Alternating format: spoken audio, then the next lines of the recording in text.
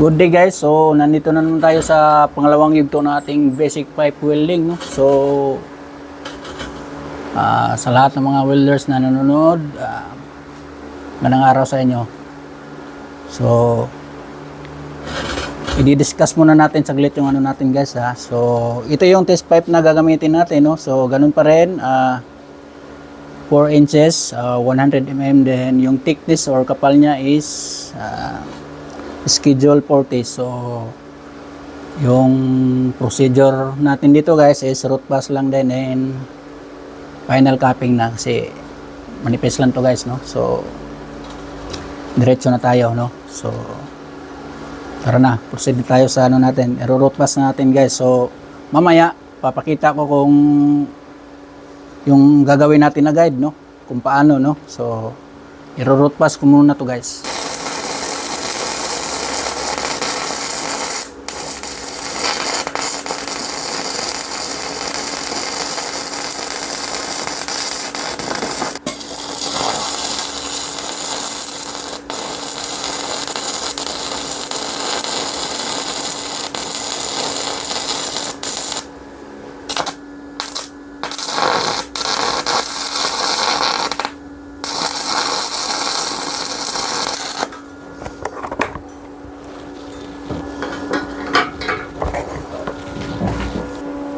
So guys, ito na yung ginawa nating guide, no?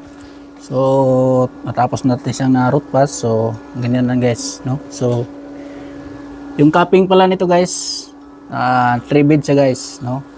Kasi ano to, 2G. Magma-multiple pass tayo dito, no? So yung electrode angle natin guys is dito tayo magsisimula guys, no? So, kasi kanan yung gagamitin natin, so mas maganda dito kasi makakapag-maneuver tayo dito, no? Kasi kung dito tayo magsisimula guys, mahihirapan tayo dito, no? Kasi ganyan, no? Hindi natin makita yung ano, yung iniinang natin, no? So mas maganda dito. Dito tayo magsimula. Paikot. No? Ikot siya, 3 beads, no? So first bead, pangalawang bead, gagawa din tayo ng guide, no? Sa pangalawang bead guys, so yung electrode natin medyo wag natin itatama sa ano natin, no? Para hindi siya kainin, no? So tara na, yan na natin, final capping na tayo. So yung gagamitin ko dito is 2 kamay kasi nakaupo naman tayo, stable naman tayo, hindi na tayo ano, alog-alog, no? So pwede 2 kamay, no? Pag nakatayo kasi tayo guys, hindi kasi stable yung ano natin, no? Maaring maano siya, magalaw, no? So pag nakaupo tayo, pwede 2 kamay. Mas maganda kung 2 kamay, no? Mas madali.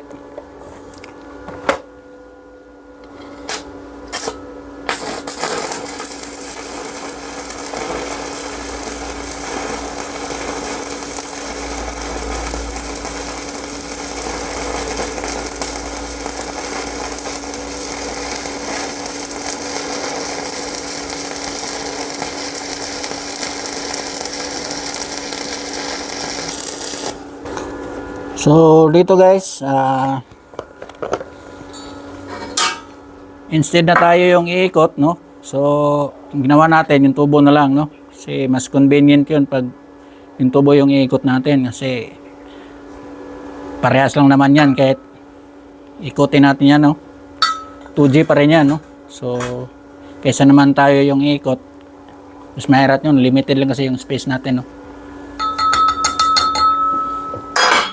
So tuloy na natin, continue tayo.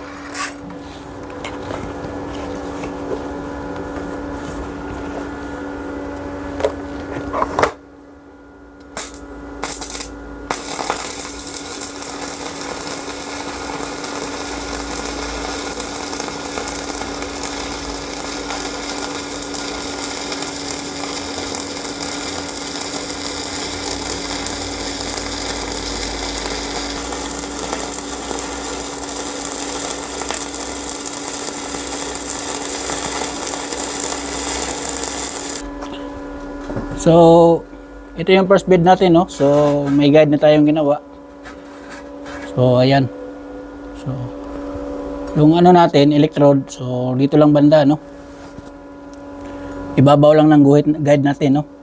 So, wag natin igigit na kasi kakainin niya ng second bed yung first bed natin, no? So, dito lang, ibabaw ng guide natin, no?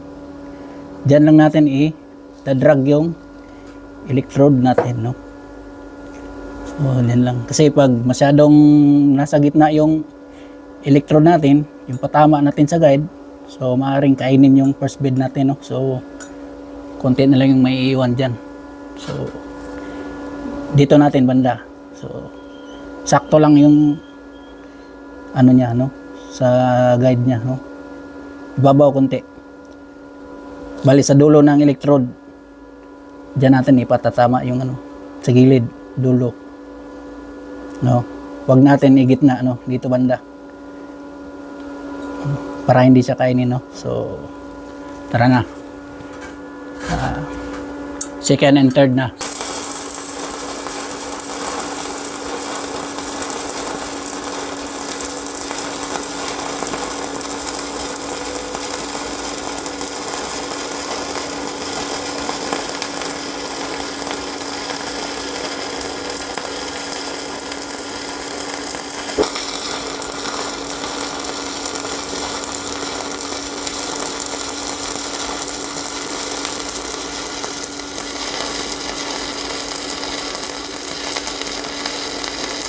So ito guys, huwag nyo lang i-wave guys ha. Dragging lang to guys.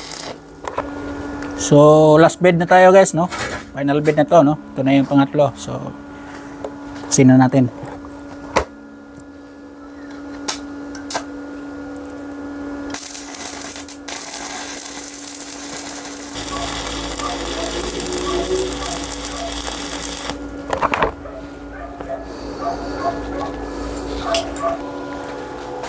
So, ito na yung final result ng ating ano guys, no? 2G. No? So, medyo mainit pa, no? Oh.